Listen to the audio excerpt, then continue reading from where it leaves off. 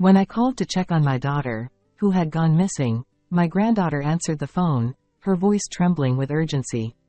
Daddy sank mommy in the bath and went somewhere, she said, followed by shocking words. Rushing to my daughter's house, I was met with a terrifying scene. To subject my daughter to this, that man, I'll never forgive him. I gritted my teeth, determined to send my son-in-law to the depths of hell. It's almost Amy's 5th birthday. I wonder what would be a good present. I messaged my daughter, but 3 days passed with no response. Gazing at the family photo displayed in the living room, I wiped my tears. I wish I could see them more often. I wonder if those kids are doing okay? My name is Sarah. Widowed and living alone while working part-time. I have a daughter named Nancy. She has always been kind and studious since she was little, a proud daughter who landed a job at a major corporation. Nancy got married 6 years ago to Jason. He is an elite worker at a leading advertising agency. He was cheerful and dependable, and I felt reassured in trusting my daughter to him. They soon had a granddaughter, Amy, and Nancy quit her job to become a full-time homemaker. The distance between my house and my daughter's family home is about a 3-hour drive using the highway. It's not a distance you can just casually pop over to. Nancy used to visit frequently when Amy was little, but the last time she came to our house was a year ago, right after Amy's 4th birthday. I remember having this conversation with Nancy at that time. Is Jason doing well? Is he helping out with childcare? I asked. Nancy replied, He seems busy with work lately, so I've been handling childcare mostly. But he loves Amy and takes good care of her. He's even known as the ideal hands-on dad at work. I could imagine how busy Jason must be with his job. Make sure you support him, I said, to which Nancy just laughed and replied, I know, Mom. According to Nancy, Jason's reputation as an involved father had even reached his bosses, and he was put in charge of a major advertising project targeting parents. Well, that's impressive. Say, Nancy, now that things have settled down with raising Amy, how about returning to work? You used to shine in your career, I suggested. Yeah, maybe eventually, Nancy replied vaguely. I felt a slight unease at my daughter's ambiguous response, but whether she worked or not was a matter for their household. I decided not to intervene further. It's been over 6 months since then, and Nancy hasn't visited. I've tried inviting her a few times, but she always declines. I felt I shouldn't push too hard and interfere too much. One day, while I was unusually out in town for a class reunion, something caught my attention on my way back home. As I headed towards the station, I spotted my son-in-law, Jason, walking along with a young woman, engaged in what seemed like an intimate conversation. However, since he was dressed in a suit, I assumed it was probably a business outing or something and didn't approach them. After some time had passed since that incident, I had some errands that took me near my daughter's family's neighborhood. Wanting to see their faces since I was already nearby, I messaged, Can I come over now? But there was no response. Thinking it was okay if there wasn't one, I decided to head straight to my daughter's house. When I rang the doorbell, my daughter answered with a surprised voice. Mom, why are you here? I sent a message, didn't you see it? I came by since I was nearby. Is everything okay? Then my daughter fell silent on the other side of the intercom, and instead, I heard Jason's voice. I'm sorry, mother-in-law. It's a bit messy here, but I'll clean up right away. Jason, sorry for dropping by unannounced. We'll be waiting, I replied. After standing there for about 10 minutes, the front door opened, and when I saw Nancy standing there, I couldn't help but be taken aback. She looked so frail compared to the last time I saw her, it was like a lie. Nancy, you look much thinner. What's going on? I asked. Just on a bit of a diet, she replied. Then, my granddaughter Amy came running up, saying, Grandma. Jason warmly greeted me, so I exchanged pleasantries and went into the living room. While watching Amy play with her toys, the 3 adults engaged in small talk. Jason was as charming as ever, showing genuine concern for me, appearing flawless. At one point, Nancy got up to refill the tea. I followed her and asked, Nancy, you look pale. Are you eating properly? Are you feeling unwell? No. I'm fine. I'm healthy. She replied. Despite her words, I noticed something concerning her wrist as her sleeve slipped. I grabbed her arm and lifted her sleeve, revealing a painful-looking bruise. Nancy. What happened? Jason, who had somehow appeared at the entrance to the kitchen, interjected. It's just a bruise from a fall. Nancy can be a bit clumsy sometimes. You fell. Is that true, Nancy? I asked. Yes, it's true. She stepped on one of Amy's toys and fell inside the house. Nancy nodded in agreement with Jason's assertive tone, and then she distanced herself from me. The kitchen conversation ended there, but I began to observe Nancy and my granddaughter closely after that. Amy remained her usual cheerful and innocent self, but Nancy seemed somewhat withdrawn, appearing a bit tense. Sarah, we have plans to go out as a family soon. Jason said, prompting me to reply. Yes, it's about time for me to leave.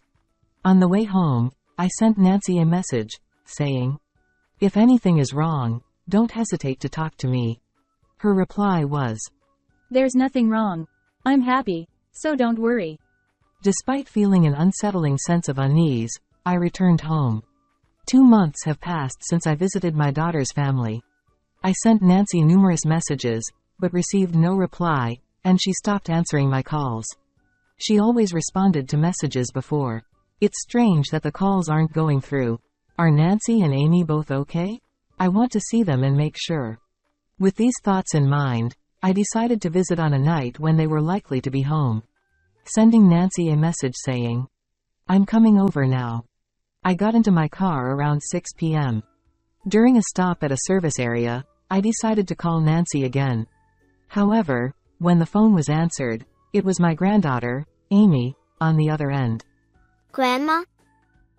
Mommy's turned a strange color and won't move. Those words sent a shiver down my spine, but I tried to remain as calm as possible as I asked my granddaughter. What are you saying, Amy? Is Daddy there? Daddy sank Mommy in the bath and went somewhere. What should we do, Grandma? Mommy isn't responding. Hearing the urgency in her voice, I realized this was no ordinary situation and hurried to my granddaughter's side. An hour later, upon arriving at my daughter's house, I was speechless. Upon opening the front door, I was met with a horrifying scene. The house was in disarray, with items strewn about, vases and dishes shattered and left abandoned. It looked as though a burglar had broken in or someone had gone on a rampage. Grandma, this way, quickly. Startled by my granddaughter's call, I hurriedly followed her lead to the bathroom. There, my daughter, fully clothed, lay submerged in the bathtub, face up. Nancy, stay with me. I frantically reached into the icy water, despite it being midwinter. Managing to lift her, my daughter's face was beyond pale, her lips tinged purple. Just as her face barely emerged from the water, there was a faint sign of breathing. Despite numerous attempts to rouse her, she remained unresponsive, prompting me to immediately dial 911. Before the ambulance arrived, my granddaughter rushed over to me, saying, Mom said there's something important in her bag. She pointed to a navy bag hanging on the living room wall. Upon a quick check, I found her insurance card in the wallet. Grabbing the bag, I boarded the ambulance upon its arrival. After arriving at the hospital, Nancy's treatment began immediately, while my granddaughter and I sat on chairs in the hallway. Amy, is it true that Dad submerged Mom in the bathtub? Amy nodded with a pale face. Dad sometimes hits Mom and takes her to the bath. Amy is told to stay in the living room, but it's always scary. I feel sorry for Mom. My granddaughter explained. Amy. I instinctively hugged her, and she began to sob uncontrollably. Dad said, if you tell anyone, you'll never see Mom again. Amy, because I told Grandma, will I never see Mom again? I don't want that. I continued to comfort my granddaughter, rubbing her back and reassuring her. It's okay, it's okay. Then, the nurse informed me that Nancy had regained consciousness.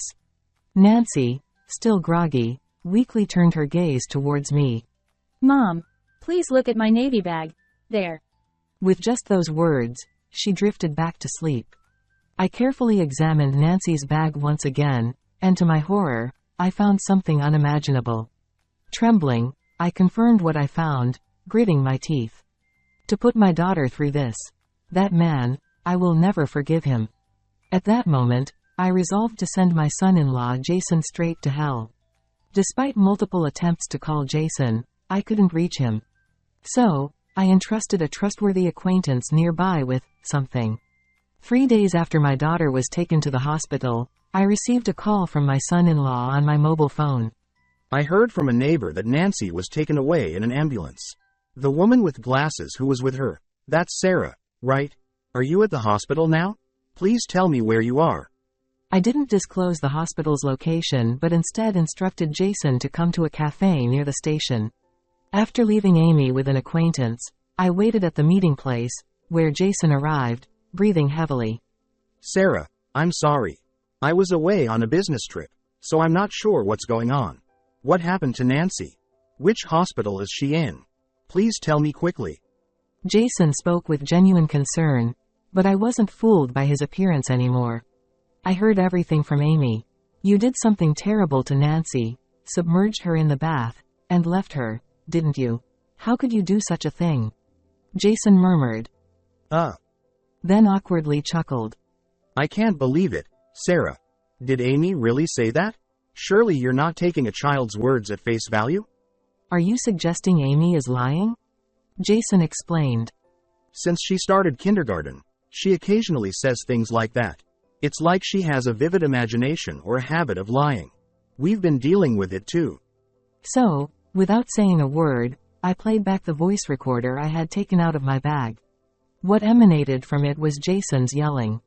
Divorce. That insolent wife of mine. I have to teach you a lesson. I'll discipline you in the bath like usual. His words were unbearable, filled with countless vulgarities. Afterwards, there were sounds of splashing water and Amy crying out recorded on it. As Jason paled, I stared straight at him and stopped the voice recorder.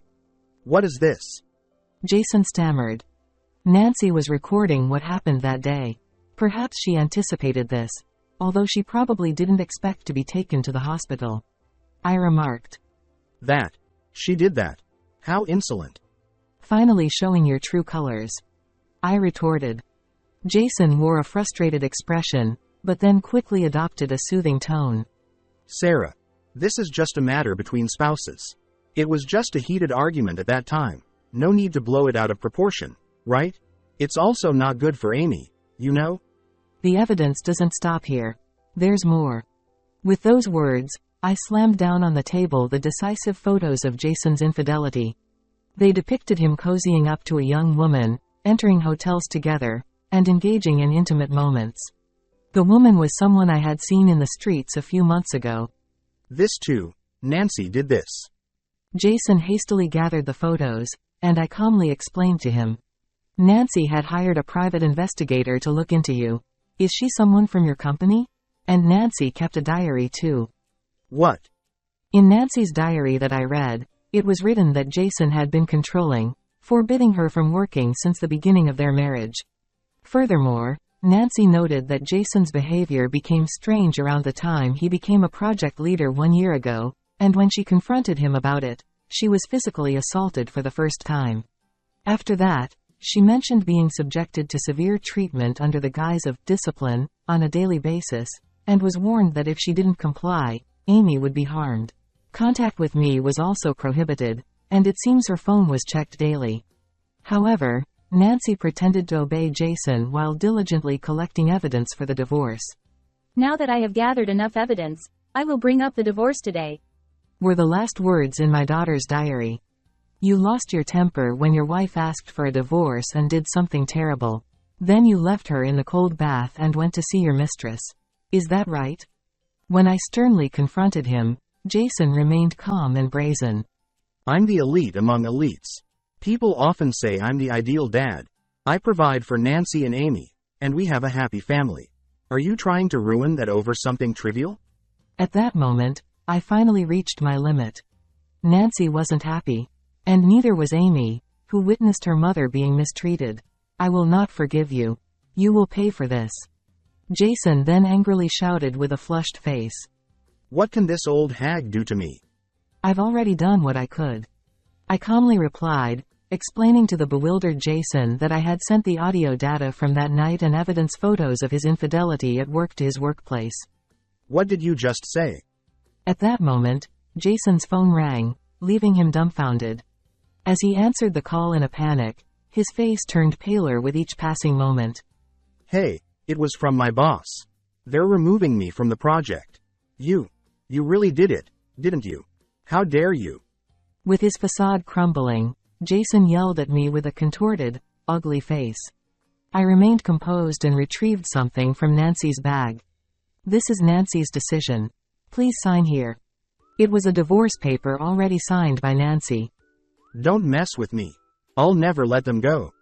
Jason started tearing up the divorce paper with a flushed face, and I sighed. Then let's go to court. I'll make sure you'll be separated from my daughter. But before that, you'll have to pay for your sins. What?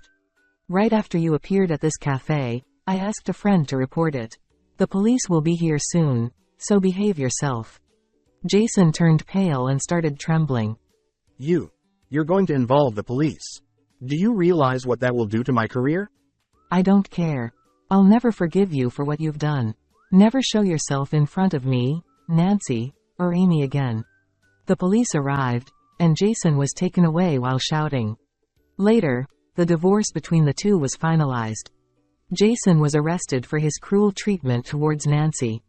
Along with my accusations, he was ultimately dismissed from his job due to being convicted. His mistress faced rumors at work and resigned. Although Jason's trial is ongoing, he has been cut off from his family and received no help from anyone. Nancy, now recovered, returned home with my granddaughter. Amy has regained her smile lately, and Nancy has found a job and is living a fulfilling life. We look forward to our granddaughter's growth and aim to support each other as a family from now on.